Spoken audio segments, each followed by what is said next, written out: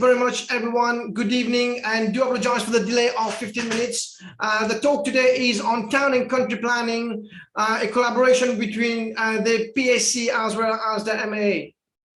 Obviously, we've got a jam-packed schedule, but we're going to go as quickly as we can.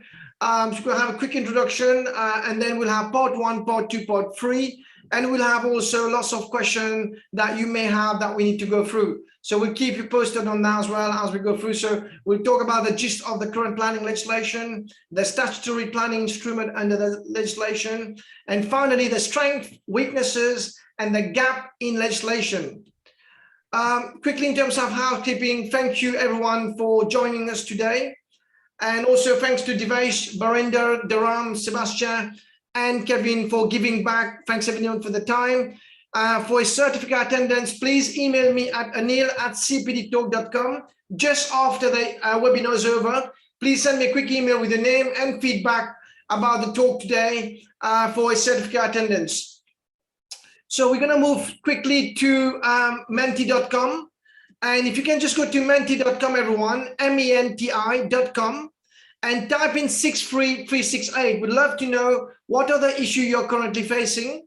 And I'm just going to go through Menti now, share my screen with you right now. So again, if you can just please, what has been the common issue with town and country planning in your experience? What has hindered you? What has prevented you in better design? Or what has been the issue in general? So it'd be good for Mr. Seenauth to have some context. And if you can just put your comment on menti.com now. Just making sure. So again, please, what has been the common issue with Town and Country Planning Act? And if you can use menti.com 63368. So just gonna wait for you guys just to put any comment. It can be anything. So what has been the common issue with Town and Country Planning Act? So already, Mr. Seenauth, can you see the screen there? Yes, sure. So already you can see some people are saying it's outdated, unplanned parking space, practicability, discrepancy, setback, unplanned parking spaces with talk consent. So all of that I'm sure we can touch later, but as you can see, all the colleagues right now watching us, and outdated being the biggest one, and maybe something again you'll touch on that as to why we are where we are. I talked about, someone said rigidity of authorities, lack of information, incomplete, unclear. So thank you, everyone. I think we've got the 3 or 4 where you're saying restrictive parameters, outdated, inaccessibility, lack of planning, rigidity of authorities. So, and again, someone mentioned public interest as well, and someone mentioned to be reviewed. All right, thank you very much indeed. So we're just gonna move on to just again sharing the slide again. So just making sure we've got that right. And share, here we go.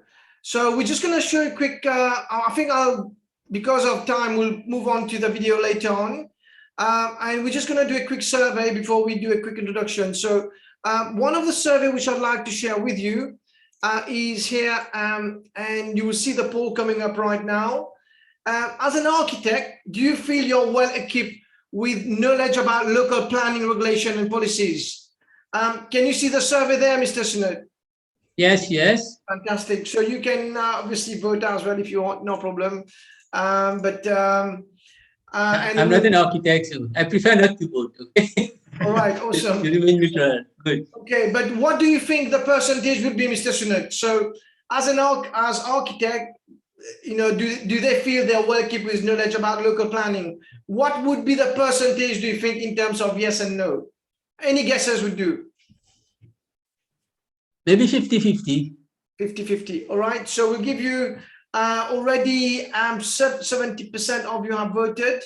And I'm just going to give you 10 more seconds before we close the poll. So we go. Right, here we go. So here we go. Thank you. 75% of you have voted now. And I'm going to share the results. So 42% say yes, they feel they are well equipped, but a whopping 58% say they are not equipped. So maybe today after this webinar, we'll be able to have a bit more knowledge on town and country planning. All right, thank you very much indeed.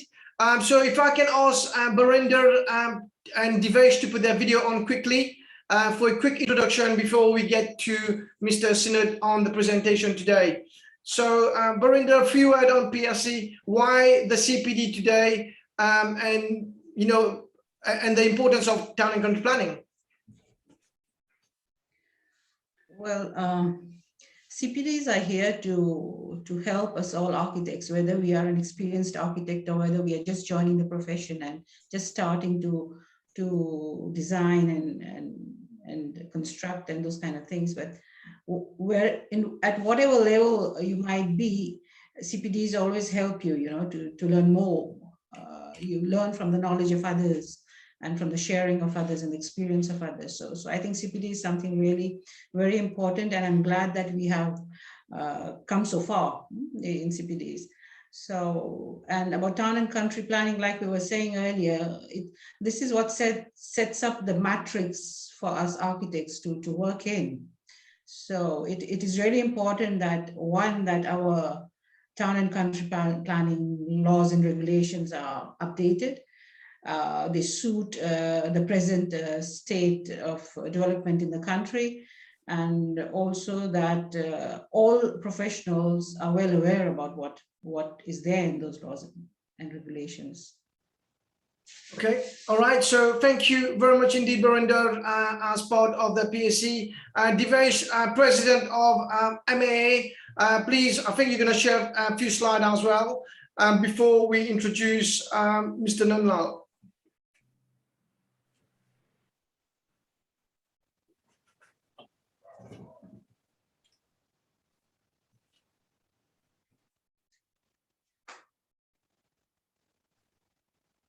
And if you can just again, Devesh, we can see your next slides. So again, if you can yeah. All right. Maybe just come out and redo it. Yeah, exactly. Perfect. All right. Is that better? All good, Devesh. Thank you. All right. Great. Thank you. Thank you all. So good evening to you all. I am thrilled to our 30 as part of World Architecture Day celebrations. I wish to begin by paying tribute to late Mr. Mahmoud Sarali, honorary member of the MAA, who sadly passed away on the 22nd of August in his Hamburg, Germany. He was a founding member of the Mauritius Society of Architects, which became the MAA. He was also a founding member of the Africa Union of Architects. He was instrumental in getting the MAA registered with the AUA and the International Union of Architects.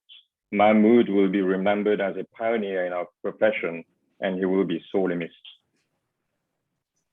We are running these webinars as part of our CPD pilot program until CPD becomes mandatory by the PAC. The MAA works in collaboration with the PAC and Anil Singh Rana to develop CPD topics and organize webinars. These themes around our CPD lectures are based on the MAA commissions. You must have received emails inviting you to join our different commissions and participate. We will soon run activities within these commissions. So we had a round earlier talking about planning policies and regulations. So as architects, we are always wanting to see our great and wonderful designs be realized and always seek the help of planners along the way. Good planning policies not only help us achieve good results, but help us build better neighborhoods and eventually better built spaces and environments. We often tend to disregard the impact we create in our surrounding context, especially when we are in a small island with sensitive coastal ecosystems. In light of this, we have put together a very informative and highly enriching two-part lecture series, both with town planners with great experience who have gladly agreed to share their vast knowledge and wisdom with us. We will have panel discussions along the way, so I urge you all to please engage and ask questions. Once again, I thank you all for attending. I hope you enjoy these webinars, and a big thank you to Anil for your usual help. Thank you all. Okay, thank you, Barinder, and thank you, Devesh. Can you have a big round of applause for all the Barinder and Devesh, please? If you can use little emoji. Thank you both for getting that going. So thank you very much indeed. Mr. Seenauth, I don't think I need to introduce you because we already had introduction. So if you can share your slide, please, Mr. Seenauth. Go on share screen, and then we'll just make sure you're comfortable before we go for part one of the talk today. So no rush, just take your time before we kick in. Also, some of you, if you can just use the Q&A tab as well for the question. Any issues, let me know. Yeah, and then if you can go on slideshow, Mr. Seenauth, and then go for full screen on top of your PowerPoint. Good. And then just go on slideshow. Yeah, that's it. Perfect.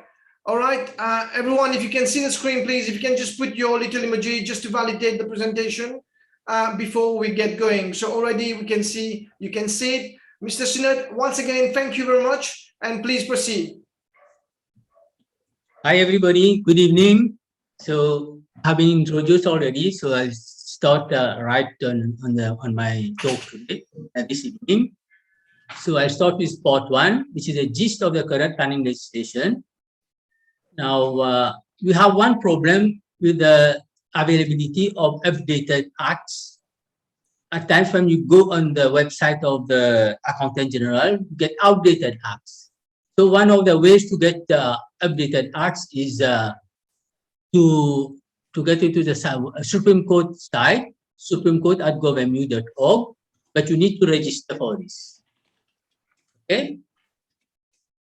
Now, the main acts relevant to land use planning or town and country planning are firstly the Town and Country Planning Act 1954, and secondly the Planning and Development Act 2004, which has been partly proclaimed. And we have many other relevant acts related to land and land development. Now, let's first see a definition for town and country planning. According to the Collins English Dictionary, town and country planning is a system of government planning used to plan how land should be used, balancing economic development and environmental quality. Now, I have my own definition. We may call it an ideal or utopic definition of town and country planning or land use planning, which I would say it as such. It is the judicious allocation of land resources over space and time to meet and sustain the socio-economic needs of the present and the future generations, with due consideration to equity, social justice, heritage, and the natural environment. Now, coming to the first masterpiece of planning legislation, which is the Town and Country Planning Act 1954. This act was inspired by the post-World War II British Planning Act. After the World War II, we had many slum situations in some of the cities, mostly in London, from where the bedrock of town and country planning was set. And in Mauritius, we had this first piece of planning legislation. It is about 7 decades ago. Okay. Now, there have been several attempts to repeal this act. The first one was in 1990, and the second time in 1995. And on both occasions, they have not been brought into operation. And lastly, the Planning and Development Act 2004, which proposed to repeal the 1954, 1990, and 1995 acts, but it is only partly in operation. So accordingly, as today, the statute laws governing the subject of town and country planning, or the TCP Act 1954, are subsequently amended, and the Planning and Development Act 2004, which has been partly proclaimed. Now, this planning means development. There's no definition for development in the amended act. In the original act, I think there was the term development in the first section, in interpretations. But the TCP Act 1954 defines development works, which have the same meaning as in the Local Government Act. And from the Local Government Act, development works means construction works involving the permanent and temporary structure, and it includes the erection, extension, or demolition of building, the alteration of or repair to a building, the making of a material change in the use of building or land within the curtilage of the building, the division of land, any construction on any drain, river, canal, or any other water course, and any site preparation works or excavation works carried out for the purpose of the subparagraph as stated above, including urban landscaping work. But development does not include a series of activities which are shown on this slide, but the main ones are highlighted in red, like works relating to a gate, hoarding, or boundary wall not higher than 1.8 meters. Many people are not aware about this, whether we need a permit for that wall. Works relating to the setting up of a greenhouse for crop production or agricultural land, and works relating to the replacement or changing of windows or doors in a building not exceeding 2 stories. Now, the 1954 Act, first it establishes the Town and Country Planning Board. The board and sections 3, 4, 5 relate to administration and functions of the board. EB.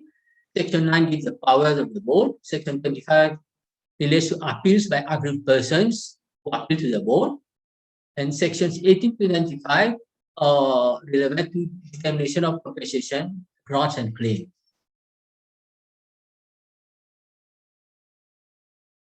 Now, the other important role of this act is the preparation of the outline schemes. In section 6, you have it's related to declaration of planning areas. Section 10, you have appointment of planning committees. Sections 11 to 16, they deal with the processes, the preparation, approval, and execution of an outline scheme. Section 24 is for revocation or modification of a scheme. Now we have some sections which have come in between, like section 6A is related to applications for outline planning schemes, and section 7 is on building and land use permits for related to compliance with the outline scheme. Mr. Seenauth, just a quick one. Why did you put the section 11 and 16 in red? Is it because you want to highlight something? Yeah, because development, when you need a permit in local authorities, they have to determine applications on basis of what is provided in the outline schemes. Yeah. So it's important, and although you have the Planning and Development Act, our current outline, I'll come to it later. I'll come to it later. Our current outline schemes are based not on the PDA, Planning and Development Act, but on the provision in the 1954 Act. Okay, can I proceed? Yeah, thank you. Next. Now, section 28 deals with penalties for contravention. Here you see any person who willfully contravenes a scheme sold on conviction be liable to a fine of not less than 50,000 rupees, no more than 100,000 rupees, and to imprisonment to a term not exceeding 12 months, and in the case of a continuing offense, to further fine of not less than 100 rupees, no more than 1,000 rupees for every day during which the offense continues. So the laws are more severe now regarding contraventions against the provision in the outline scheme. Now, the second piece of masterpiece of legislation is the Planning and Development Act. So, although it has not been proclaimed fully, there are some very important parts in it. So, on the screen, you will see the relevant parts that have been proclaimed. For instance, in Part 1, you have Section 5 of Part. You have Part 1, Section 5 of Part 2, Sections 12, 13 and, of Part 3, and so on. So I'll come to these sections in more detail in the next slide. And there has been an attempt to prepare a new Planning and Development Bill, and which is under preparation since 2017, but there's not a political will to bring it to the Assembly, to the National Assembly, for making it a law. Now, definition of development in the proclaimed section 1 of the Act. Here we have definition of development, while in the 1954 Act, we had development works. Here, development means the carrying out of any building, engineering, mining, or other work, operation in, on, under, or over land, or the making of any material change to the use of land or to any building or more settlement. And here, development includes the use of land, more settlement development, the erection of a building, the carrying out of a work, the demolition of a building or work, and any other act, matter, or thing that is controlled by a planning instrument. Later with the planning instruments. Now, coming to the proclaimed parts in the 2004 Act, Part 1 is an interpretation. Section 5 in Part 2 gives powers and duties of the minister. Sections 12, 13, 14, 15, and 19 in Part 3, they relate to the preparation of statutory planning instruments. Section 62, subparts in some subparts in Section 63, 64, 65, they relate to compensation. Section 67 is on confidentiality and misuse of information. For instance, say an officer is preparing an outline planning scheme. When you have settlement boundaries in an outline planning scheme, the officer can just play with when amending a scheme. He can play with the boundaries. Say when he knows an outline scheme is will be prepared, he can tell his coastguards, okay, you will try to include your site and so on. This is some issues that are taken in Section 67, which have been proclaimed. And and Section 68, subpart F is on offences and penalties for contradiction of Section 67. Section 70 is an exclusion of liability. So here it protects the minister officers who this section, there's no liability or civil, whether civil or criminal, that's all attached to the minister, the commission, any local authority, any of their agents or employees, or any public officer in respect of loss arising from the exercise in good faith of his or its functions under this act. So we don't know to what extent is a good faith. Now, Section 75 is on saving and conditional provisions. Here it's in the absence of a planning commission, the Town and Country Planning Board is still existing.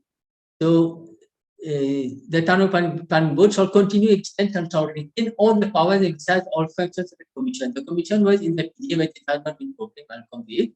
So the Town and Country Planning Board is still in operation. Okay.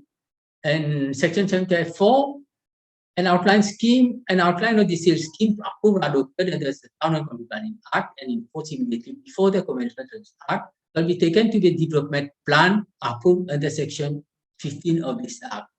So when I come to the statutory planning instruments, maybe you will get some more clarification. And the Town and Country Planning Board shall continue existence and shall continue in full force and effect under this act and may be amended or repealed in accordance with act. Sorry, it's an outline scheme that shall continue to be in force and may be amended or repealed in accordance with this act. Now there are some important sections in the Planning and Development Act that have not been proclaimed. For instance, Part 2 relating to administration. Here in Part 2 you have sections 6 to 11, which deals with the setting up of the National Planning and Development Commission. Has not been proclaimed, and this is why the TCP has been retained.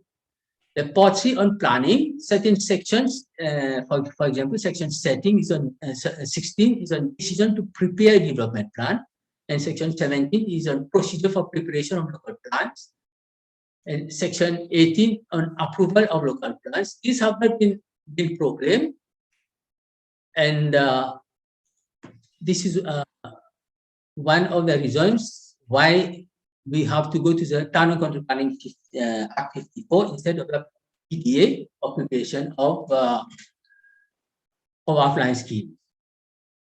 We have section 20 also on review and revision of development plans. Now, Part 6 on special powers, this also has not been proclaimed, where we have sections 42 and 46 in this part on simplified planning zones. Now we have some other relevant acts that are related to land and land development. For instance, the Local Government Act, which on basis of which the Permits and Business Monitoring Committee is set up for grant of building and permits and licenses. The Environment Protection Act for the issue of for the grant of EI license or PO certificates. You have the Economic Development Board Act, which sets the requirements for the issue of smart city scheme certificates, and the Property Development Scheme certificates, that is SCS and the PDS. You have the Sugar Industry Efficiency Act, which is used for grant of land conversion permits. Most of the permits are issued under most of the Act. And we have the Building Control Act with relevant sections for the types of certain relevant details, which I think will be taken to more detail by my friend Rajpal in our next session. And we have many other land-related and building construction-related acts like the Land Surveyors Act, you have the professional-based act for the architects, the quantity surveyors, and so on. Okay. So that's all. Thank you for this presentation on this part. I leave the floor open for the panel discussion and question and answers. Yeah, so I'm just gonna, if I can ask Kevin and Sebastien quickly to take some questions before we move on to part 2. I'm gonna also share a quick question with everybody as well before we get that launching. So also Kevin, if I can have your video as well, Kevin. But if you can see Sebastien and Mr. Seenauth and Kevin, I've asked a question to all the colleagues watching us right now. Would you say there has been a notable difference in the way architecture is practiced with changing in planning policies over the past decade? So if you can just vote yes or no on this one. And the question is, would you say there has been a notable difference in the way architecture is being practiced with changes in planning policies over the past decade? So already I can see most of you have voted, and I'm just going to give you a few seconds before we conclude on that, and then we get the panel going. So please, if you can just put your vote on there regarding whether there has been a marked difference in the way architecture has been influenced by the planning policies over the past decade in Mauritius. I'm just going to end polling now. And what do you think, Sebastien, before I share the result? What would the percentage be in terms of yes or no? I think no will win. I think most will answer no. Okay. Kevin, what do you think? I think no also, yeah. Okay. All right. So Mr. Seenauth, what do you think about the question? Do you think say yes or no on this one? I would say yes, because before the 2004 Act, we do not have these relevant guidelines. The many guidelines have come into operation under the provision of the Act, where say architects have to comply with. For instance, we have the coastal guidelines and so on. Previously, they were not statutory documents, but now they are under certain laws, so you have to comply with the requirements in the guidelines. This has reshaped the profession to an extent that you have to comply with these requirements to design your buildings or structures. Okay, Mr. Seenauth, I've just shared the results. So 56% say yes. There has been some more differences, and 44% say no. So what's your thought on that, Sebastien? Do you think what Mr. Seenauth just said about the introduction of the Act maybe has influence? Well, looks like it has had an influence, and I agree with Mr. Seenauth, of course, is that we are now bound by law to follow these rules. I think there's a great misconception, I don't know, in the public or within some architects as well, that these things are called guidelines. So people say, well, they're just guidelines. They're not really things that you absolutely have to follow. So I think that's a weakness of these of the appellation of this Act. Okay, before I move on to Kevin, Mr. Dharam, if you can put your video on as well. You're a panelist on that one. We'll share your screen. Kevin, what do you think? I mean, 56% of the architect colleagues have said yes. Do you think there has been some more changes based on the new law which was introduced in 2004, technically 17 years ago? Well, in fact, when I listen, when I see the slides of Mr. Seenauth, there are a lot of laws, a lot of acts, a lot of regulations, a lot of things that have been put in, let's say, that have been thought. But I think it's about the again, I come again on that point. It's about the enforcement, right? You have a lot of laws, but is it being enforced? And those who are not enforcing those acts, those laws, what's the control? How is it controlled? Is there a team that really goes and check on site, on the terrain? And is there any action which is really taken? I'm not sure of that. Maybe some scare situations, but Yeah. scarce situations. But So what you're I don't saying, think Kevin, generally. what you're saying, Kevin, do we have an enforcement team that goes around to enforce the law? Yeah. Yeah. I think maybe this has been lacking a bit. Yeah, Mr. Seenauth, what do you think in terms of your? We talk about enforcement team. Is there such a thing like people can just do, a design which is not in line with BWP? I mean, you guys can you enforce? Is there such a team? Yeah, I would like to just stress on one point. You are more on the legal aspect in this presentation, but of course we have control at local authority levels. These issues will be taken more in details in the next presentation by my friend Rajpal. But of course, only recently, I just like to go quickly on it. Only just maybe last year, the Honorable Minister of Local Government employed about 100 inspectors only to ensure whether there's compliance of the guidelines, whether construction has been carried out, development has been carried out according to the approved plans. So there is more control, but still there's a lack of resources at the local authority levels to more compliance. Yeah? Okay. Just quick one, Dharam. In terms of part one of Mr. Seenauth's presentation, what do you think was the key one there? Was it the fine? Was it the introduction of the Act in 2004? What was the striking point for you? See, the Act, as Mr. Seenauth has very elaborately explained in his presentation, the Act is there. It is part of the legislation. It has to be followed. But I think one is the lack of knowledge about this among professionals. I'll be very honest on this, among professionals. People don't know that such and such things are existing. And the other thing, which is the major shortcoming in this, is enforcement.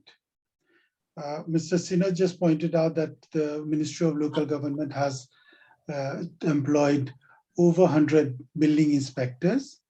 But then for that to be effective, I'm talking from my 35 years of experience, there has never, over the past 35 years, been sufficient resources at the local level, whether it's district council or municipal council, that they can control what's going on. The permit is issued, nobody is there to ascertain that it's as per the building permit issued. Now the law exists that you have to issue the compliance, but when you go and send the compliance certificate to the local council, say, why are you submitting this? What has this got to do with the? They don't know. And this is the local council. I'm not saying all of them, but this is something very, very common. Yeah, and yeah. For them to issue the what you call the occupancy, this is why do you have to issue? We have issued the permit, that's it. Our job is over. So the shortcomings are several, and it's telling on the development that is taking place. Okay. There is only one case that I know where there is the effect, the law as it is. That's when there is a neighbor who's complaining that he's constructing his building without the necessary setbacks. That's the only thing, and especially when if he's an influential guy, he'll go anywhere to make things heard, and that's the only case. Otherwise, nobody's bothered. Yeah. Compliance to the building permit issued has never and I don't know when it will actually take place, Okay. because that part has to be handled. All right. Thank you. And before I move on to Mr. Seenauth, Kevin, you want to say something? No, no, I think Daham said it right. It's very recent. You know, the 100 people that have been hired by the local authorities. This is very recent. But even though since they have been hired, from my little experience, I have never heard of a demolition order, or yes, we have heard of stop orders, a stop notice. Which have slowed down the construction, but and then there are ways to go through. So from my experience, I have never really experienced a demolition order or something which is really not compliant and the law is being enforced properly. Okay. Just quick one, Mr. Seenauth. We've got a few questions, so we'll take the question as well. There's a question for you by an anonymous attendee.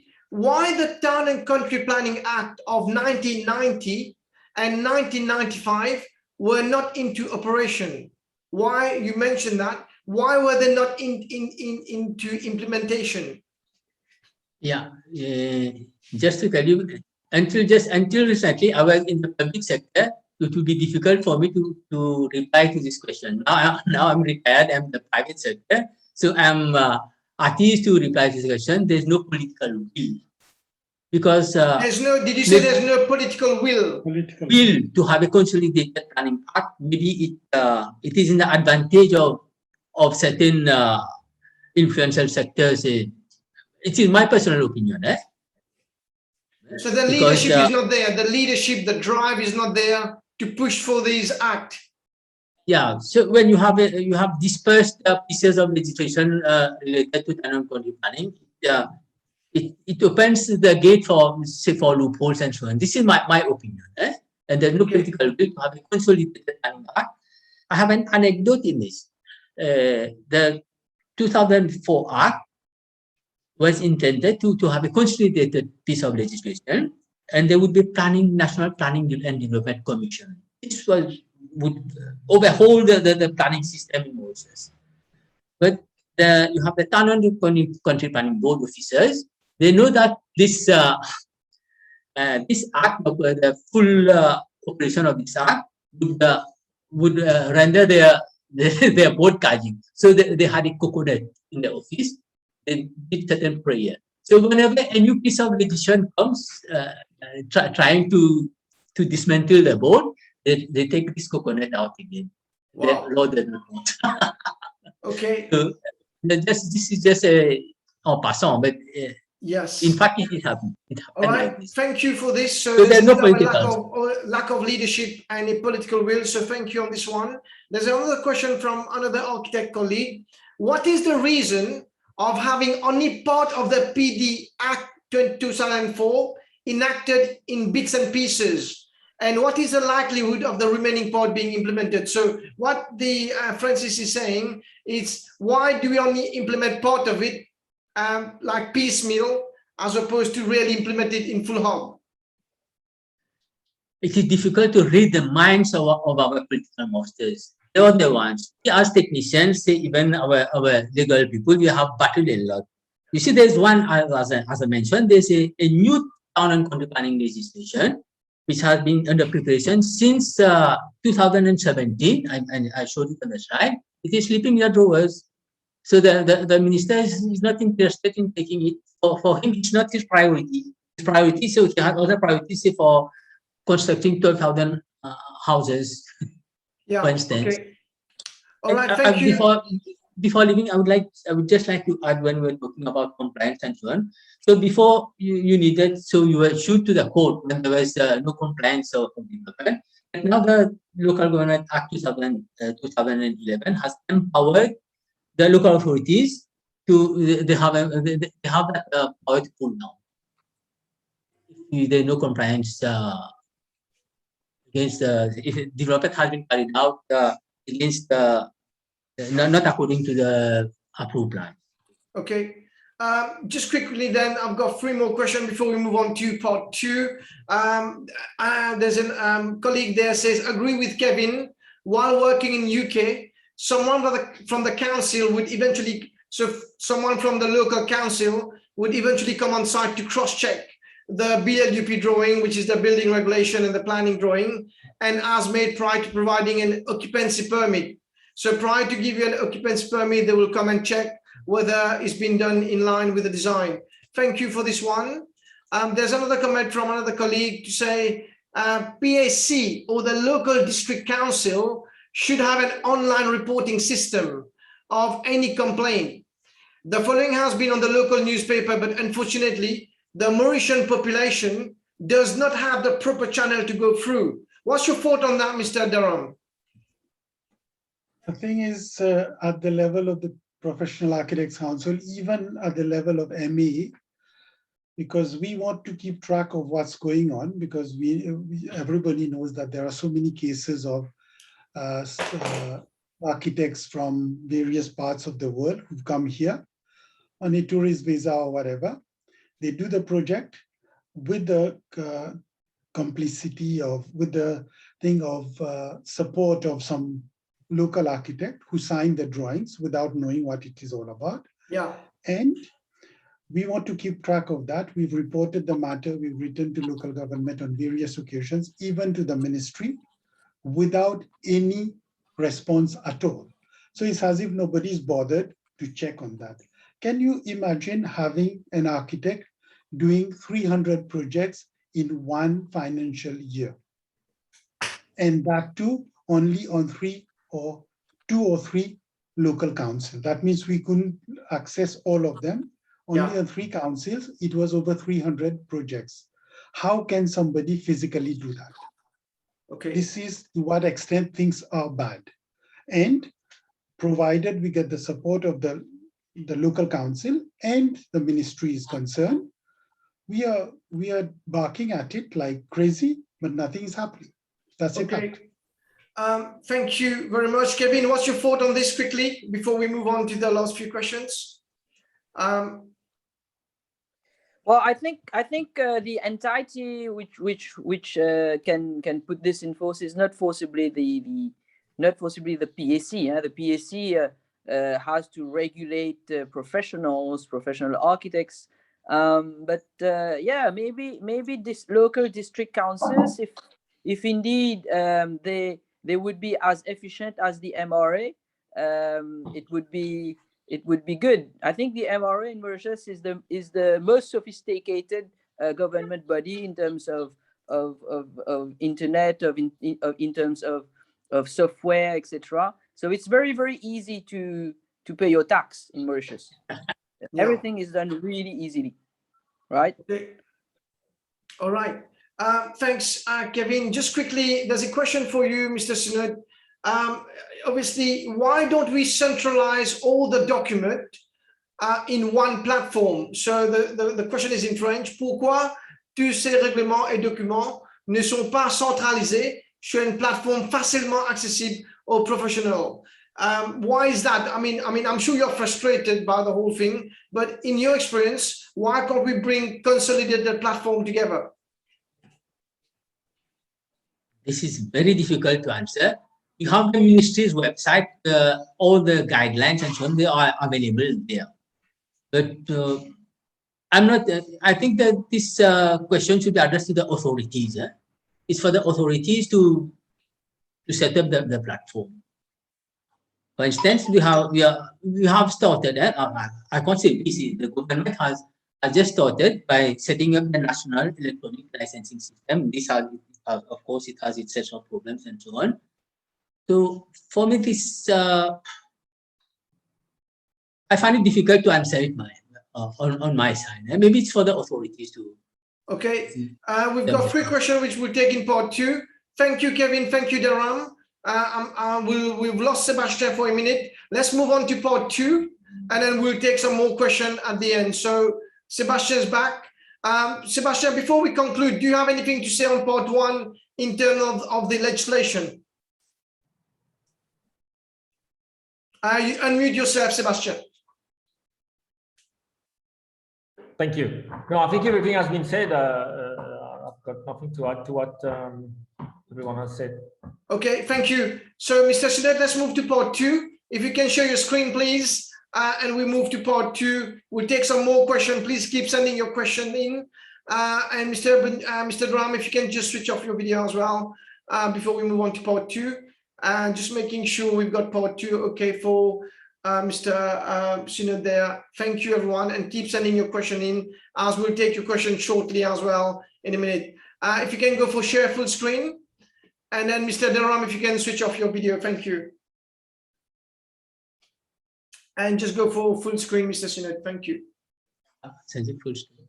Yeah, again, go to slideshow and then slideshow on top, or the little one underneath here. Yeah, thank you. Awesome. Just give me. Yeah, good. Perfect. That's it. And then if you go on to next slide for part 2, thank you. Okay, thank you. It's okay now? Can I? Yeah. Can I proceed? Yeah, just try to move it to the next slide. Perfect. Okay. All yours. Thank you. Okay. Yeah. I would just like to mention that maybe part 2 will take me a little more time, but I will catch up in part 3 where I'll take less time. And Okay. If you don't mind. Okay. So part is on the statutory planning instruments as provided in the pieces of legislation. The first, the topmost instrument is a national development strategy. This we have one which is currently in force. It was approved by government in March 2003.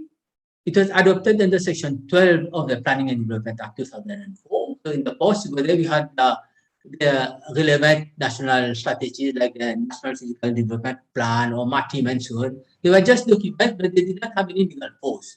But now with the coming into force of the relevant sections in the PDA, the National Development Strategy is a statutory planning instrument. And this act, the PDA, puts an obligation on the minister to prepare, adopt, and maintain and keep under review the National Development Strategy, that is NDS. According to Section 12.2 of the PDA, the NDS, this is very important, that's why I have highlighted it in red, the NDS shall prevail over any other planning instrument to the extent of any inconsistency. So if there's any inconsistency between the NDS and the lower grade planning instruments, it will the NDS that will prevail, are precedents. The correct NDS covers a period up to the year 2020, but it has not been, did not have a new one so far, so it has been extended up to the year 2022. Because a new one is under preparation, but the preparation has been delayed due to the COVID-19 pandemic, and the lockdown and so on. Now let us have a look at the NDS itself. The goal of the NDS is to provide a solid base for the physical development of the nation over the next 20 years, which suppose a new national development strategy in an economically and environmentally sustainable manner. This is a goal. But to what extent we have achieved this goal, I let it for you to brainstorm on it. Now, the objectives of the NDS are firstly to provide strategic guidance to government for improvement and provision of new infrastructure, to provide suitable development opportunities for both local and international investors, to promote sustainable development. Here again, the important one is to provide a basis for the revision of all local land use plans. Here we are referring to our urban planning scheme, urban schemes. And fifth, to provide guidance on the need for strengthening the institutional and legal framework for physical planning. So it sets the framework to strengthen our institutional framework, the NDS. Now, the NDS comprises of a set, in fact, it has 25 strategic policies in the core strategy pertaining to nationally significant development. And we have some 92 sectoral policies for relevant sectors such as residential, tourism, and a range of other employment uses and major transport and infrastructure purposes. Then NDS also provides guidance on where land should be protected and where we should not develop. Right? where strategic development should take place and where we should restrict development. The core strategy advocates, these are very important, the concept of clustered growth in conservation and major settlements in the countryside. That is, the NDS, it encourages compact settlement form to benefit from economies of scale in putting the necessary services and infrastructure. And it also advocates that major proposals for new development to be focused on designated urban renaissance zones for which action area plans should be prepared. Here, the urban renaissance zones, they refer to our main towns, the main towns like the town centers for Bobasan-Rosil, even the Portris city center, Bobasan-Rosil, Catrobon, Papa Phoenix, and QP. And on the other hand, also the NDS provide for the safeguard of valuable agricultural land and to protect the unique landscape and environmental qualities of the island. It also encourages the adoption of a sequential approach to the release of unused or new sites for a range of mixed uses. So the sequential approach, the concept of sequential approach here means you first look into within the existing settlements, whether you have undeveloped sites or gaps and so on, you go there first. If there is no land available within settlements, or your development is of such nature or such extent that it can't be taken place within settlement, then you move whether to the edge of settlements or outside settlements.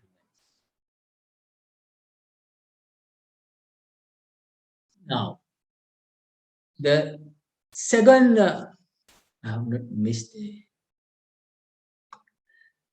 the second statutory level of statutory planning instrument is a planning and policy guidance. Okay?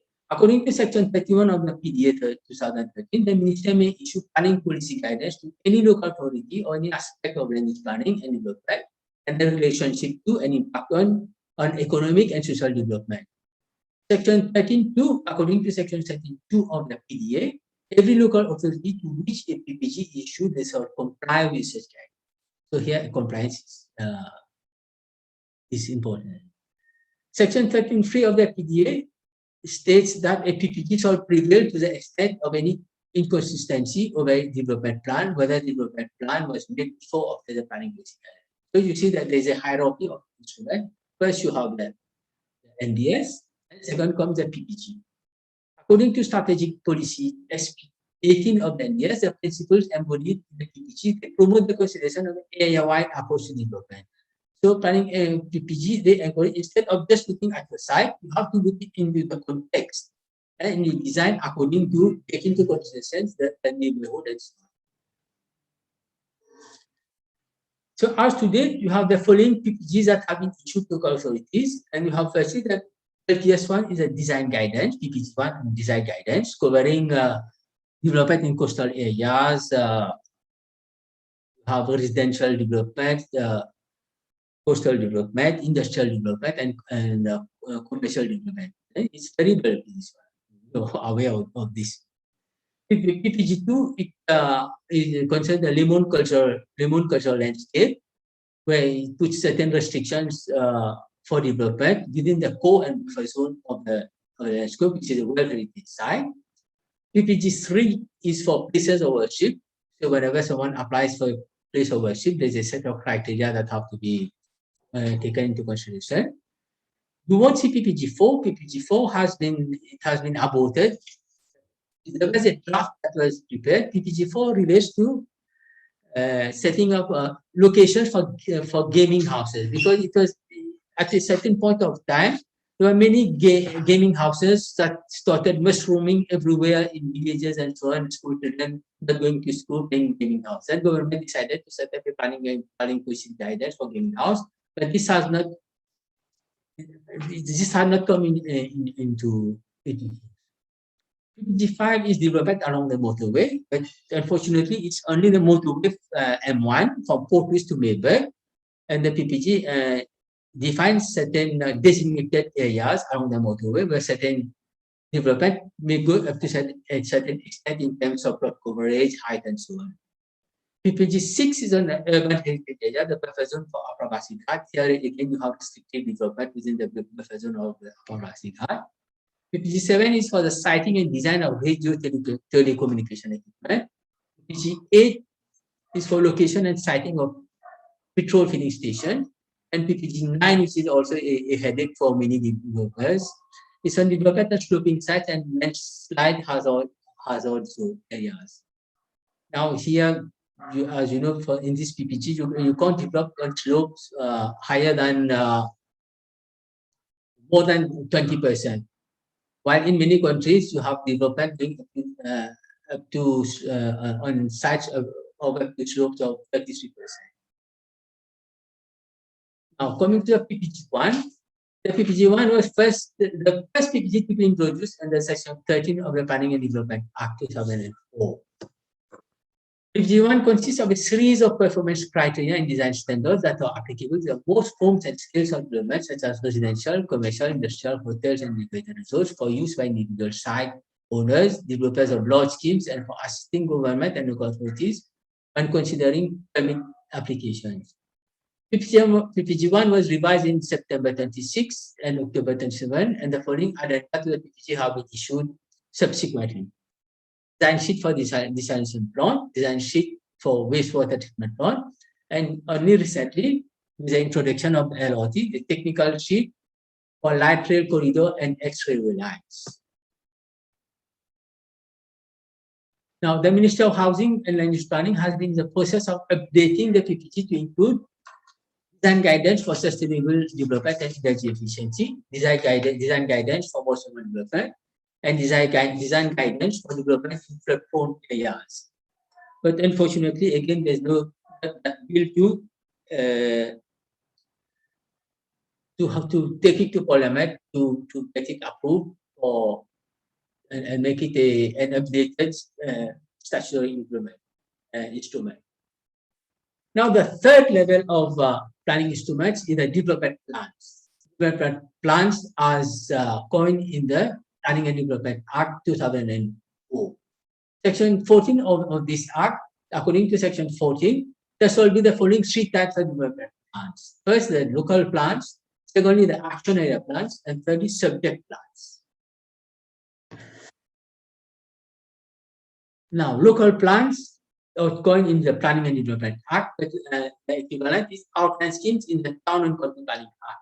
But if you have a look at one of the outline schemes, it doesn't say outline schemes, but it says outline planning schemes. Maybe the consultants who have prepared these plans have added this word planning in it to make, for people to know that it is related to planning. Because we just say outline schemes, and even more know what it is exactly. The outline schemes are prepared in according to the provisions in the Town and Country Planning Act 1954. Why? Not according to the provisions in the 2004 Act, because the relevance of some important relevant sections of the Act, as I mentioned earlier, have not been proclaimed. Section 11 of the TCP Act 1954 places an obligation of the Town and Country Planning Board to prepare an outline scheme for each declared planning area. A declared planning area normally it covers the area under the jurisdiction of the local authority. The outline schemes, what they do is they translate the broad strategies of the ideas to specific local level policies. Outline planning schemes contain a text section with a set of policies proposals and a map section with detailed management maps and inset maps. According to Section 14 of the TCP Act 1954, no authority shall pass or approve any plan for permit that contravenes this scheme. Now, the Mauritius is covered by 4 rural district council schemes. Firstly, the outline planning scheme for Pamplemousses and Ribot district council areas. The second one is for the Mocha and Flag district council areas. You have one for the Grand Port and Savan district council areas. And lastly, one for the Black River district council area. These outline schemes, they are quite old. They were prepared in 2005, they are approved in 2006, modified in 2011 to extend the operational period up to the year 2015. And they were further modified to extend the date of operation to the year 2020. And lastly, again to the year 2022. So they are the very old ones, some minor modifications that have been, the central government has kept on extending their date of operation.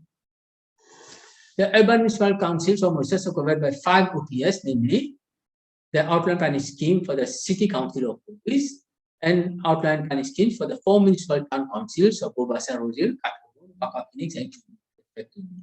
These were also prepared in 2013, approved in 2005 to be operational up to 2020. They were further modified to extend the date of operation to the year 2020.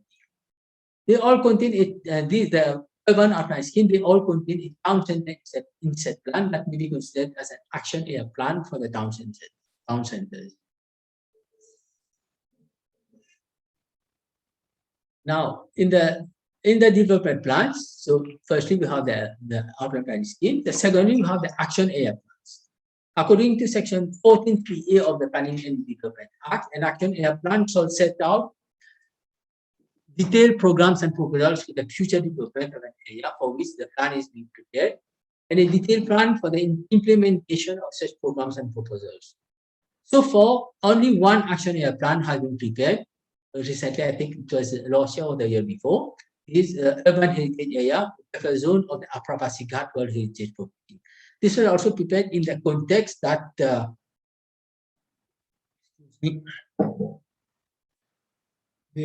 government intends to have one urban terminal at the immigration square, and it falls rightly in the buffer zone of Pasighat. But in this context, that this and have been some development proposals, major development proposals like by the land scope of Mauritius and a few other entities. It is for this reason that this action area plan has been.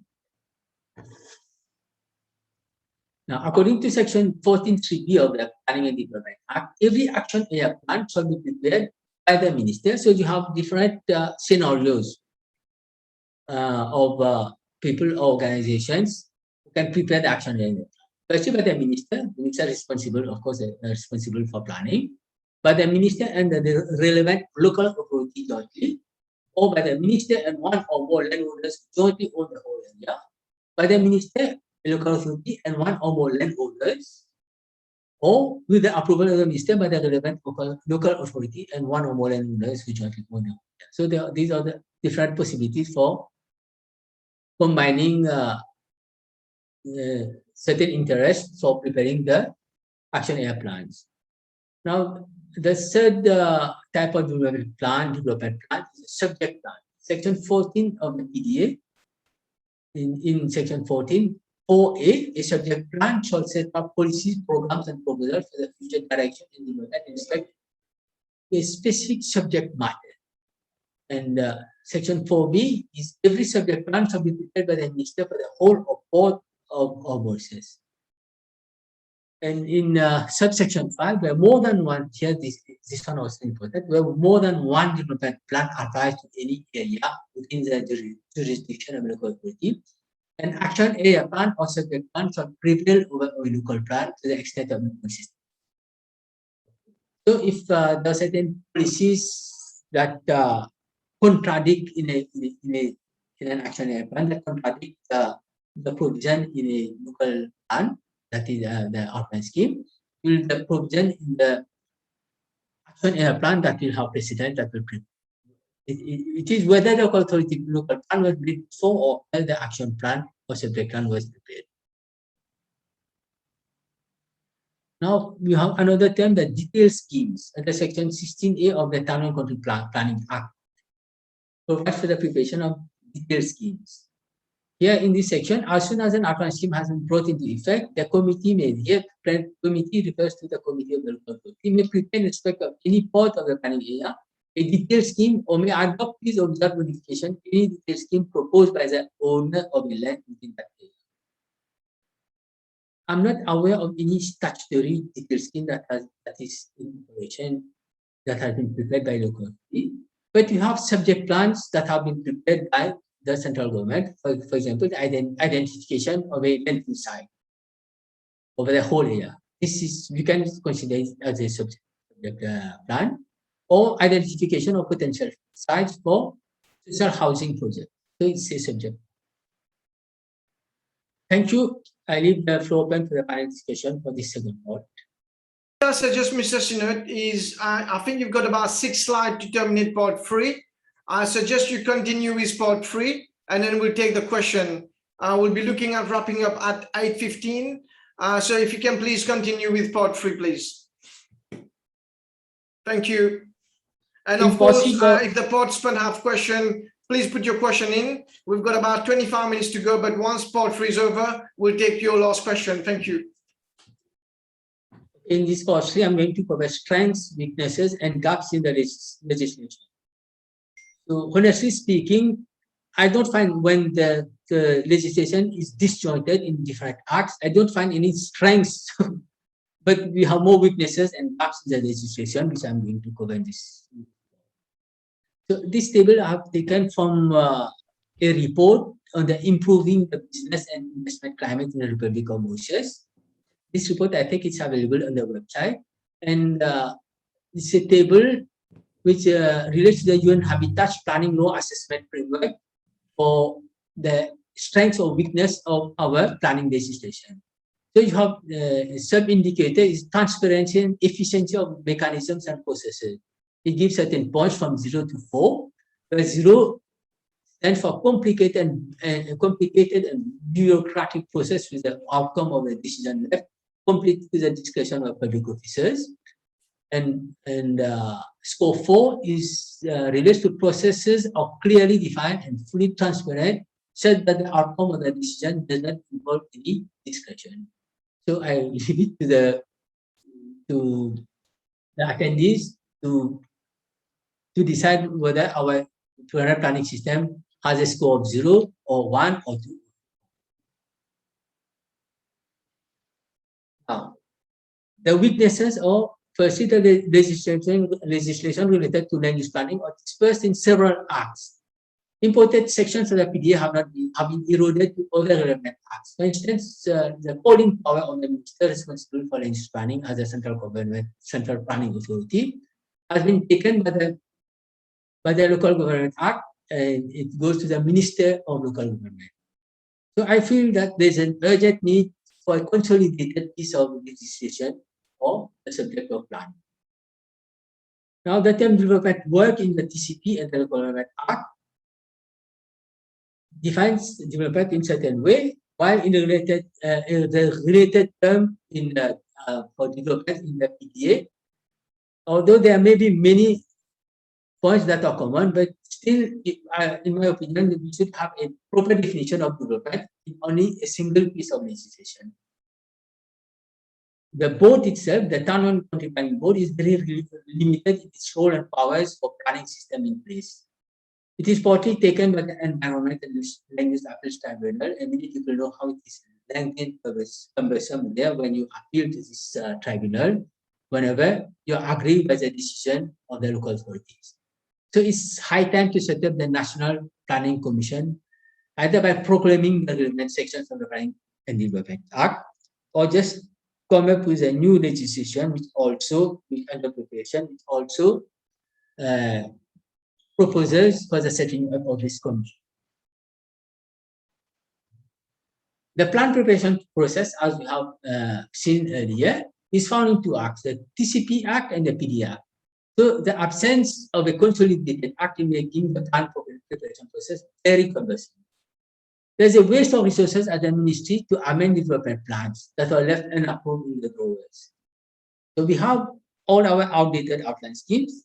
Officers in the ministry, they have prepared certain, they have revised these schemes, but they still are not approved.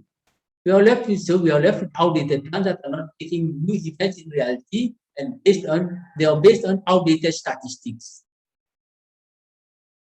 So there have been several motions for a consolidated act. As I mentioned earlier, there's an absence of political will of a new consolidated act. Now, development plans are prepared albeit by consultants and through consultations by the Minister of Housing and Land Use Planning, but is again assessed by the same ministry for approval by government. So, to some extent, the ministry is a judge and party in the plan preparation and planning decision process. So, do we need here? I set some questions myself as food for thought, and we can debate on it. Do we need an independent body, our commission, to prepare the national development strategy? Do we need to amend legislation to segregate responsibilities by compelling, firstly, local authorities to prepare the development plans themselves, like local plans and action plans, and government giving them the necessary resources to do so?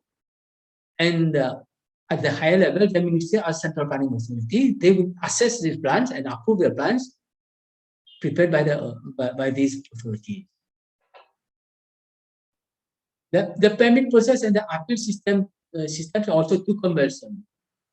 People with limited resources are penalized. Okay, they are penalized, and so this section will be more elaborated in the first presentation. So, appeal, you need to appeal, you need maybe to take a lawyer, to have a planning expert to prepare your planning report. So it's costly. It's costly for people with limited resources.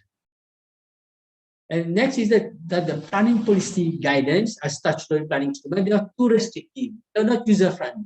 With no clarity for flexibility and special considerations such as site specificity or hardship cases. You have some authorities, they use the PPG as a paravent to escape from their responsibility. The PPG covers all aspects. The PPG, they cover aspects on height, on traffic issues, on environmental issues. While in parallel, we have,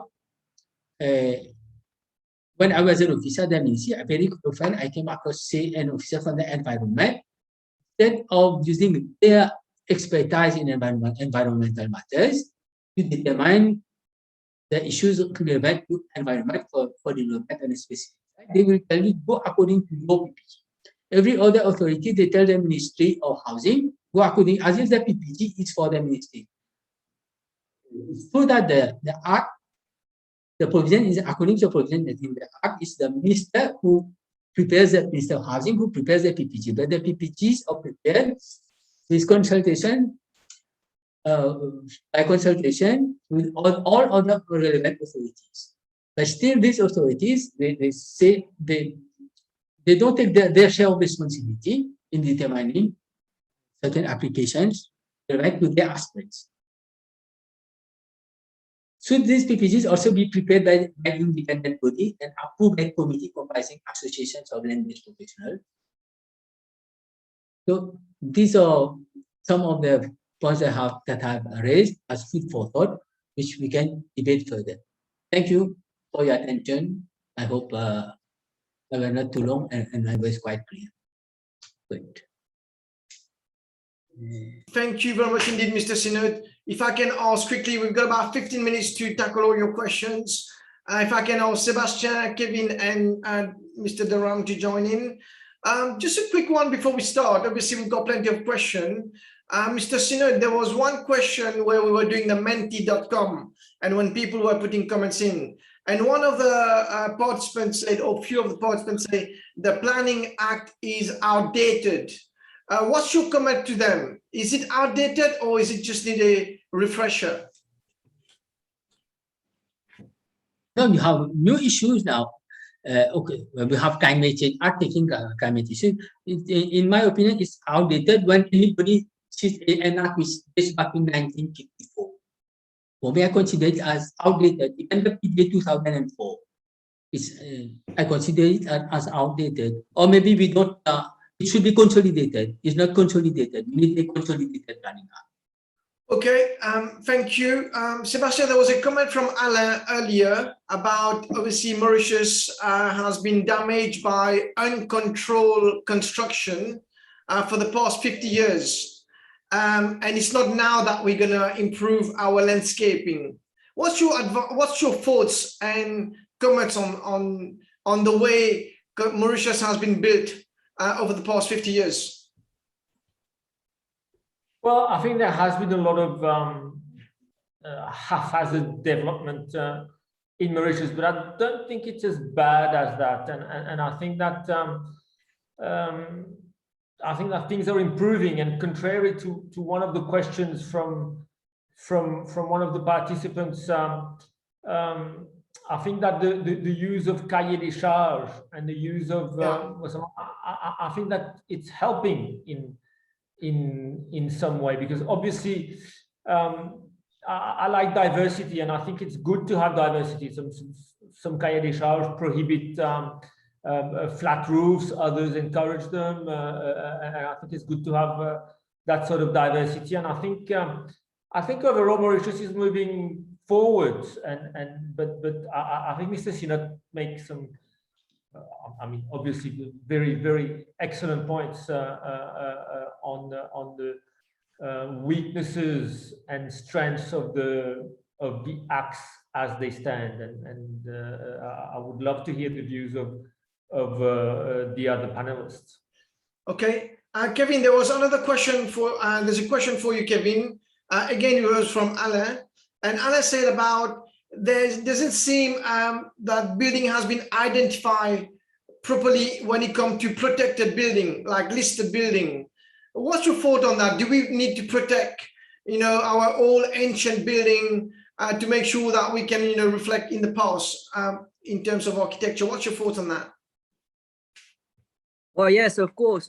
There are general comments, general applications about heritage buildings. But I think it is very important that we have a specific PPG, a specific law or act that helps to go in that direction. But the problem is always about finance again. When we talk about heritage, some heritage sites are privately owned. So when it comes to privately owned buildings, then it's a bit more difficult to have those. Let's say if financially the owners or the different successor don't have the money, they won't be able to follow the laws, right? So it's quite a good question, but I don't have the answer. I don't know how it can be done.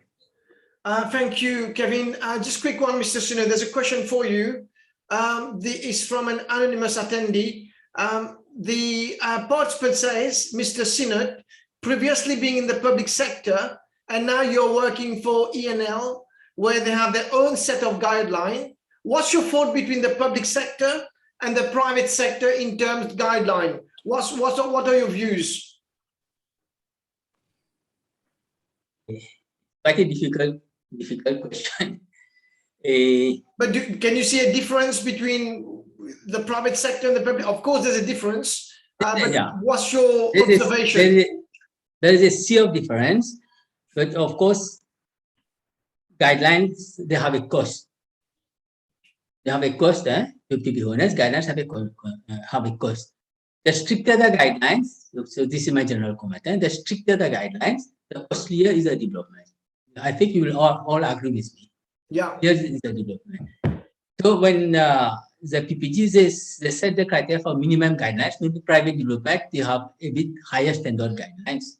Of course, it's the client, the client who has to pay for this standard of guidelines. But of course, the higher standards, the nicer the development.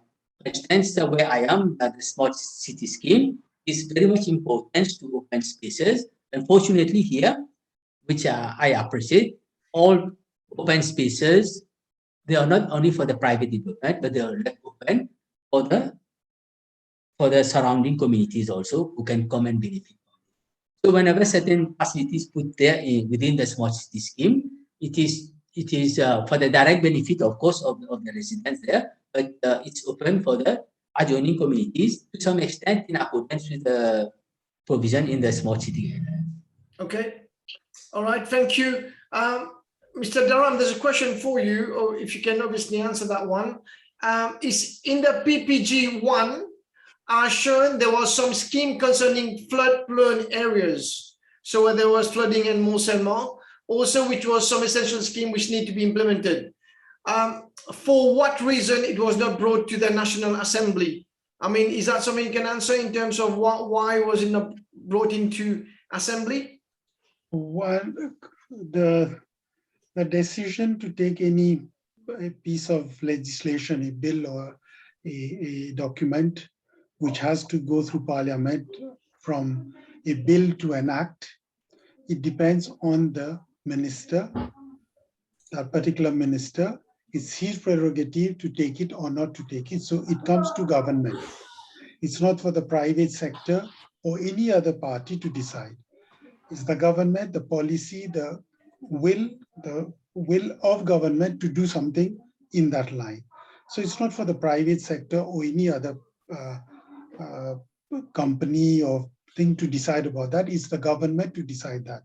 Similarly, as Mr. Seenauth has pointed out, so many parts of the PPG or other acts which are not yet proclaimed for obvious reasons. It is not one of their priorities, so it stays there. It is there, but it's not yet proclaimed, so it doesn't have force de loi, and you cannot apply that. And this happens for so many acts which have already been proclaimed, but then the implementation is held up because certain parts of it's yet to be proclaimed and doesn't have force de loi. And it is quite simple. It is the prerogative of government in place to take that up. Okay, it's as simple as that. Thank you. Mr. Seenauth, there's a question for you. I would like to know why there's a government planning policy in one hand and why some Morcellement and gated Morcellement tell us that we need to follow their planning guidance. It's a real confusion. What's your thought on that? No, it's a question of demand and supply. You see, some people, they want it like this. They want the development to be like this, and they can afford for it. So we can't just squeeze the private sector also. They are here. There's a demand. There's a certain demand for. There's a demand for gated Morcellement.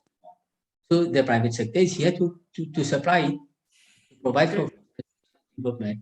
All right. Thank you, Sebastien. There's a question. Do the planning regulation apply to all hotels and villas erected in Grand Bay, Paribas? It does not appear so. Many violate heights and density limitation. Who is responsible? The planning department, the district council, the architect, or the project manager? So who do you go for? Thank you for this question, Anil. I'm not very familiar with the various developments in the north. I couldn't possibly answer that question. Yeah, it's a tricky one. Okay. It's a very tricky one. Yeah, of course.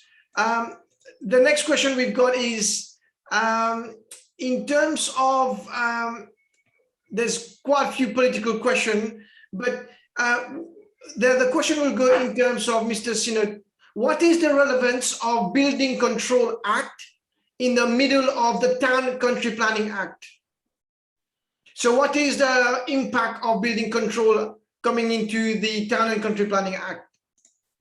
Okay. Town and Country Planning Act, it relates more to the general planning system, while building control is more specific, site specific, okay? Control building regarding height and this is a general plan. Okay. All right, so we've got 5 minutes left. I mean, there's a lot of questions coming in.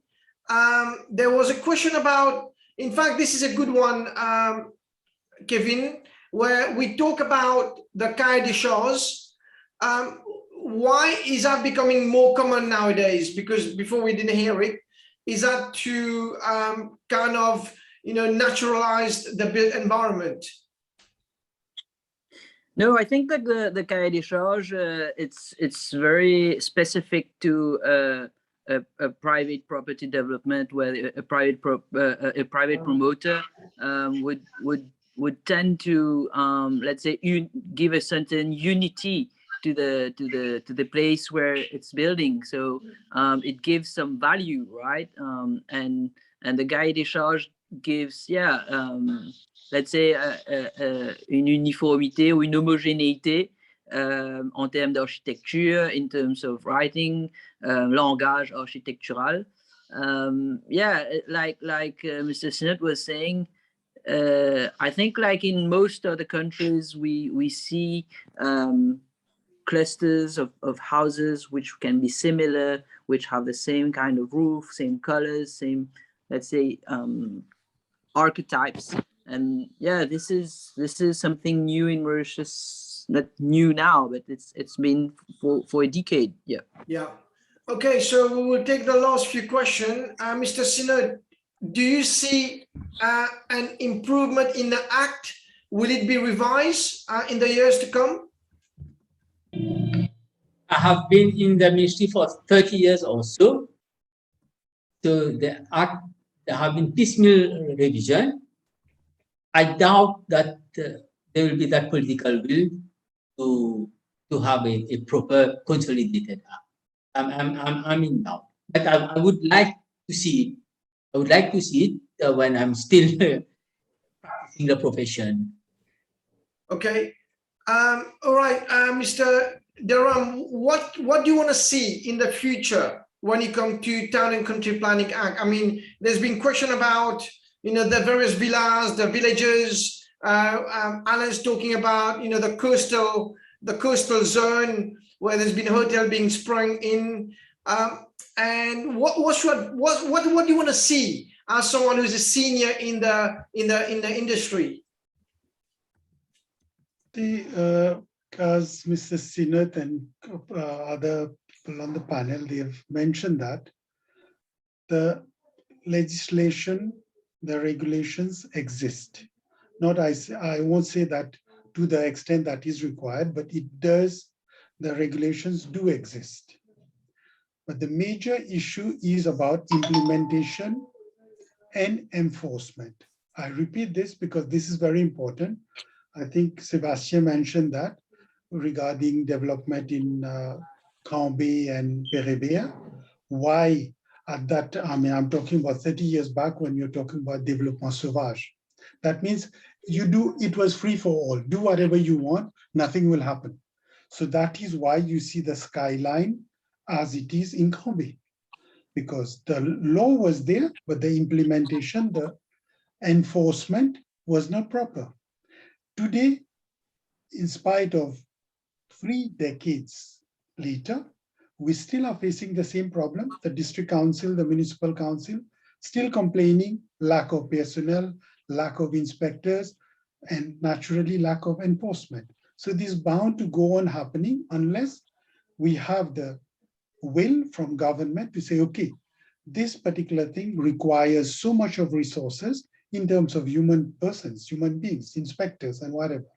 And you put it in place, let them handle that. As long as it doesn't happen, no matter how many architects, planners, and engineers, architects will keep doing that. But when it comes to implementation and actual policing of that, there will be no choice. Yeah. They'll do whatever at the most. I think Kevin mentioned that. How many buildings have you seen they have had stop orders, but dismantling, removing a building, getting it removed? Yeah. Very few. Yeah. Over 35 years, I have seen 2 or 3 of them in my career. Yeah. So Okay. as long as we have this continuing, I don't see much progress. Although I repeat, the legislation, the law is there. It's only an enforcement, lack of personnel, and political will to make it happen. That's it. Okay. Kevin, to conclude on your side, what do you want to see? Obviously, we've seen a comprehensive presentation today, Kevin. As a young architect, what do you want to see happening going forward? I mean, we've seen lots of questions coming in. There's lots of frustration in terms of enforcement and the drive and the leadership. What's your thought on that, mate? Well, you're talking about young architect. You know, in 2004, I was still in primary school. So I want to know, what's the next challenge? Because, in 2004, I was not aware of who prepared, how it was prepared, the NDS. What I've understood is that it was a private company in Singapore, Halcro, who prepared it. today we don't know. It's 2022 in 6 months, right? 3 months, 4 months. So who is preparing the next NDS, and how is it being prepared? Is it a private company? Is it the government? Is there a task force? Is there a team? The next challenge, I think, is in the 2004 NDS, it was mentioned, the LRT, but now it's a reality. So we need to know how this impacts the territory, the big territory of Mauritius. You know, it's about connecting the whole of the smart cities now, the whole of Mauritius. So we're a very small island, right? So we cannot compare to so many countries where they have massive land, etc. It's very scarce in Mauritius. It's very precious. It's one of our best resources we have. So I think we have to think about how it can be connected, how it can be developed in the most efficient way. So this is the next challenge, and I want to see that. Okay, thank you. I'm eager to see it. I'm eager to see absolutely. That. Sebastien, again, you've been around for a while now. I mean, what do you want to see in our updated town and country planning, and maybe a few advice about how do we go forward from now on? I mean, do you want to see maybe a bit of PAC and MAA collaborating to drive things forward to the government? Thank you, Anil.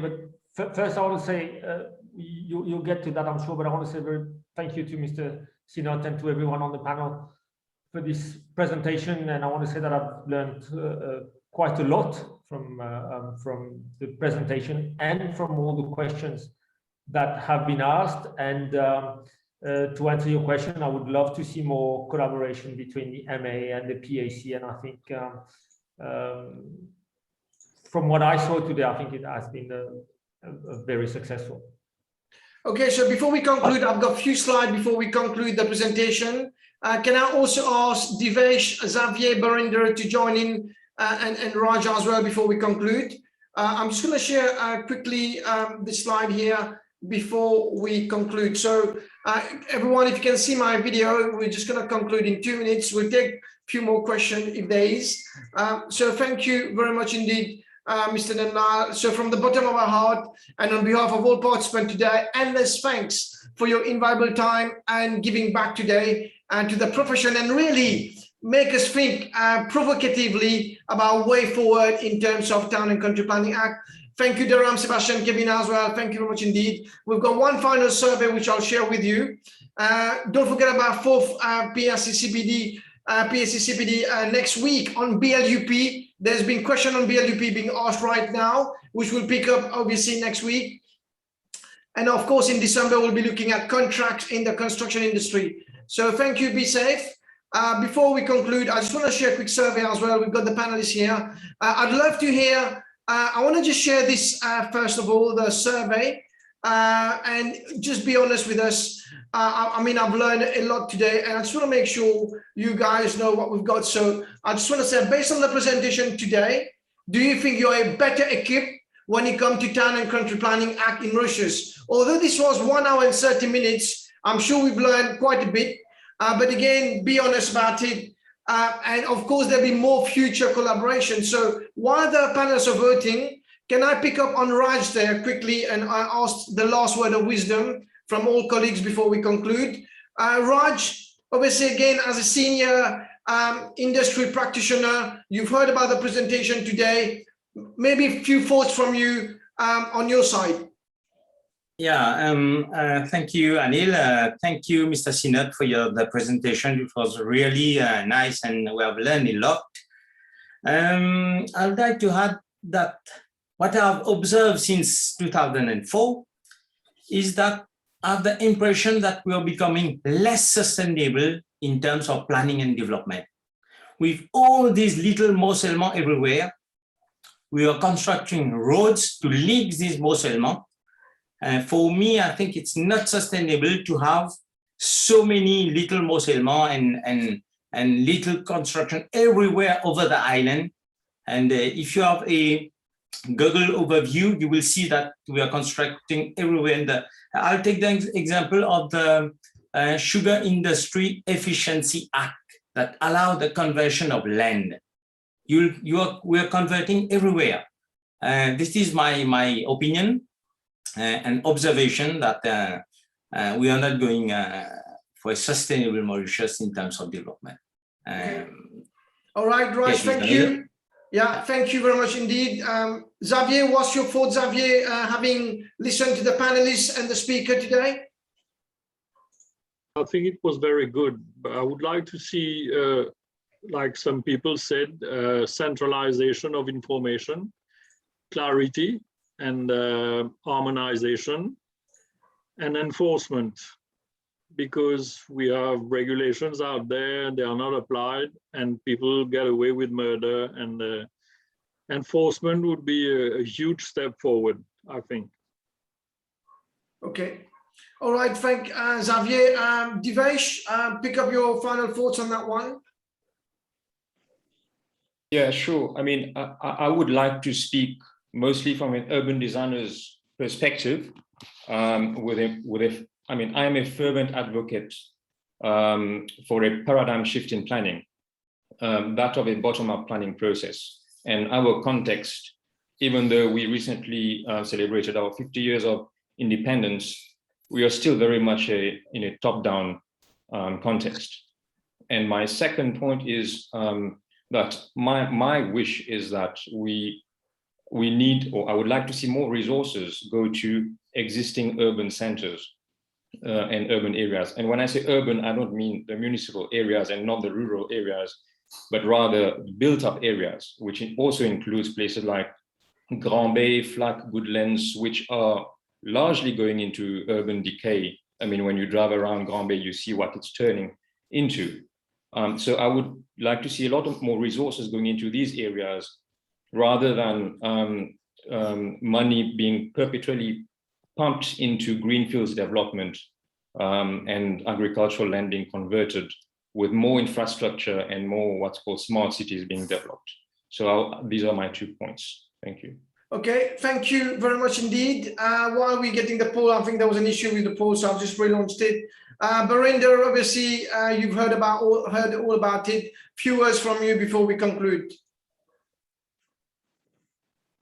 Yeah, I think I'd like to thank Mr. Seenauth and all the panelists, also all the participants who came up with all those questions that have allowed us to have more brainstorming and more issues have come out clearly.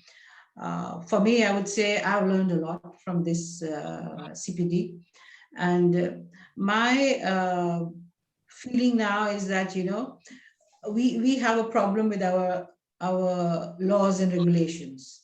I mean, through the Town and Country Planning Act, we can see that. We see that very clearly, and we feel a little bit helpless, you know, because as much as we would all want that our industry and all us professionals, we contribute to the betterment of Mauritius, to have a good built-up balanced development. So as much as we want that deep down in our hearts, we are unable to, because the laws and regulations are not moving forward the way they should. So I think that's really sad. But what I would rather encourage all the professionals who are part of the CPD, and of course all others, I would encourage everybody else also to be part of these CPDs, so that we know our responsibility. If we act responsibly, we together can be a force to bring about that change. So I think we are moving in the right direction, and thank you, everybody. And Barinder, just quickly on behalf of PAC, do you think we should do more of these to have a momentum for architects to get together, to start driving that to the government? Surely. I think we have taken the right steps since we had the soft launching of the CPD last December. This is our third CPD. We had one in March, one in June, and now in September, and we've planned another one in December. So I think we are achieving what we had planned. We wanted to have at least 4 CPDs this year, and till now we are going in the direction, and slowly but surely we will pick up momentum. And I would rather encourage, I would encourage all the participants, if they have certain topics on which they want to have a CPD, they can send us a message, whether it's to Anil or it's to any one of us or to the PAC or to the MAA. I think it's good we communicate, so we know what are the needs in terms of CPDs. And also, if you have resource persons, one of you could be a resource person if you have certain experience, certain knowledge, so I think we need to connect more closely and move on. Okay. Yeah. Just before I conclude, Kevin, Sebastien, and Durham, do you have anything else to say before I get the final word from Mr. Seenauth?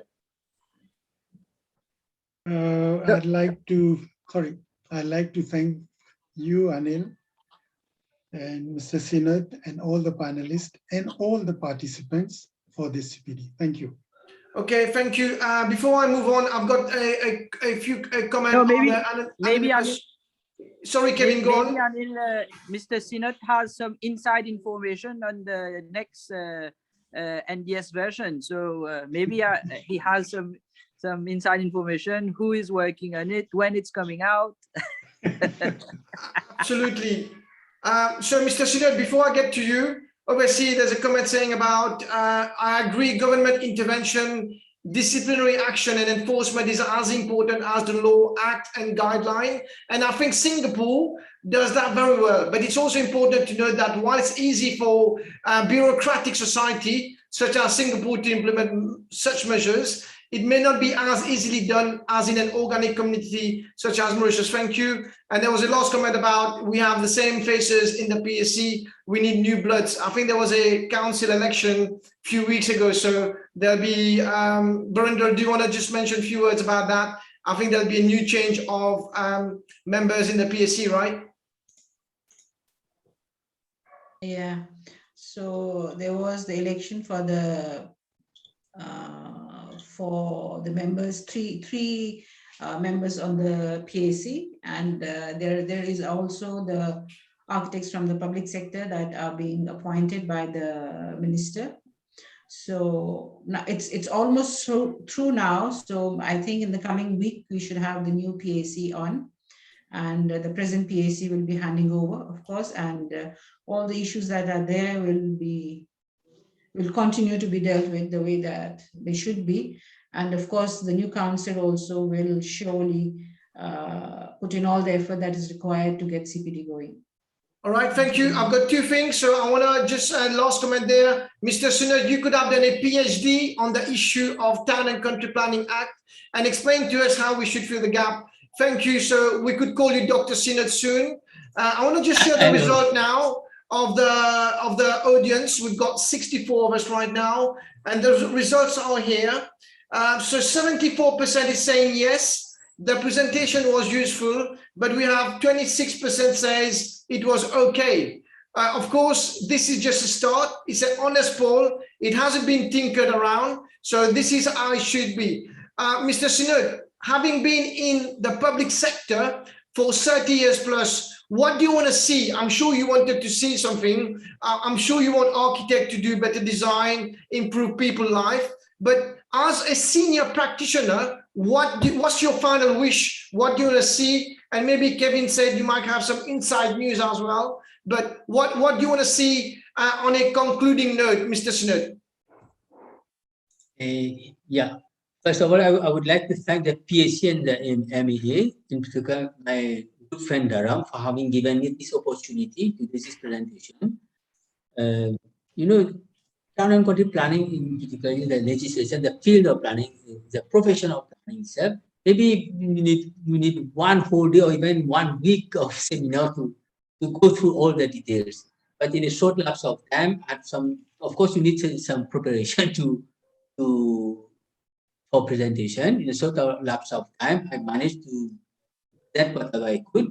I hope most of you, even the results, the statistics say that many among you have a gist of the planning system in Mauritius. So I'm trying to reply a few of your questions. Firstly, insider information. Now I'm the private sector. I don't have so much information regarding what is going on in government. But I would like to mention maybe the MAA and the PAC also have received the one of the almost final draft of the PPT have been circulated to stakeholders to give our views and comments. So at my company at TNL, we received a copy. We were requested to submit our views and have done so. Now, my vision for Mauritius, of course, I would like to see Mauritius where there has been, I have to be honest, that there has been a strong will on the central government side to avoid squatting, to reduce poverty, and we have very few squatter areas now. They have been regularized. Even the sugar industry sector, has played a very important role in removing all sugar camps and so on. For me, this is a success story. And you had no choice. You had no choice. Our sugar protocol was disbanded. We no more have the sugar quota. You have to fight to live, to sustain the economy. We must reduce unemployment. People must have a decent living, must improve our standard of living.